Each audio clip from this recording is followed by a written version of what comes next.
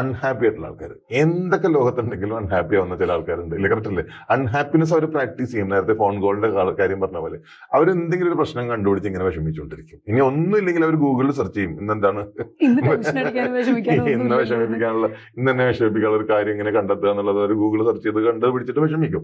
എന്തെങ്കിലും പറഞ്ഞ് വിഷമിക്കും. അപ്പൊ അവരെ പുകഴ്ത്തിയിട്ടുണ്ടെങ്കിൽ ഇന്നലെ നീ പുകഴ്ത്തിയില്ലോ എന്നുകൊണ്ട് വിഷമിക്കും, ഇന്നെന്താ പുകഴ്ത്തണം. അങ്ങനെ ഉണ്ട് ചില ആൾക്കാർ കണ്ടിട്ടില്ലേ?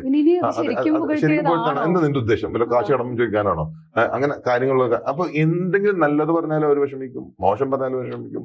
അങ്ങനെ വിഷമം ഒരു സ്വഭാവമാക്കി മാറ്റിയിട്ടുള്ള ചില ആൾക്കാരുണ്ട്. അപ്പൊ ഇവരോട് നമുക്ക് എപ്പോഴേ ഒരു കരുണയെ പാടുള്ളൂ എന്നാണ് പറയണത്. അവരോട് ഒരിക്കലും മൈത്രി ഭാവം പാടില്ല എന്ന് നമ്മൾ എപ്പോഴും ശ്രദ്ധിച്ചോളൂ കേട്ടോ. എപ്പോഴും അൺഹാപ്പി ആയിട്ടുള്ള ഒരു ഫ്രണ്ട് നിങ്ങൾക്കുണ്ടെങ്കിൽ, എപ്പോഴും അൺഹാപ്പി ആയിട്ടുള്ള ഒരു കൊളീഗ് നിങ്ങൾക്കുണ്ടെങ്കിൽ, അയാളുടെ തോളത്ത് കയറ്റി എപ്പോഴും നടന്നാല് നമ്മളും ആ മാനസികാവസ്ഥയിലേക്ക് എളുപ്പം മാറാൻ തുടങ്ങും. ഇതൊരു സൈക്കോളജിയാണ്. ഇത് പതഞ്ജലി എത്രയോ വർഷങ്ങൾക്ക് മുമ്പ് എഴുതി വെച്ചിട്ടുള്ള ഒരു കാര്യമാണെന്ന് പറയും. അപ്പോൾ ഒരിക്കലും എപ്പോഴും വിഷമിച്ച് ദുഃഖിച്ച് നടക്കുന്ന ആൾക്കാരെ നമുക്ക് ഫ്രണ്ടാക്കാൻ പാടില്ല എന്ന് പറയുന്നത്. അയാളോട് കരുണ ഉണ്ടാവാം.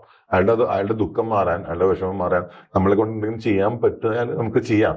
പക്ഷെ എന്തൊക്കെ നീ ചെയ്താലും ഞാൻ സന്തോഷിക്കില്ല എന്ന് വാശി പിടിച്ച് നടക്കുന്ന ആൾക്കാരെ നമുക്കൊന്നും ചെയ്യാൻ പറ്റില്ല. അല്ലേ? കറക്റ്റ് അല്ലേ?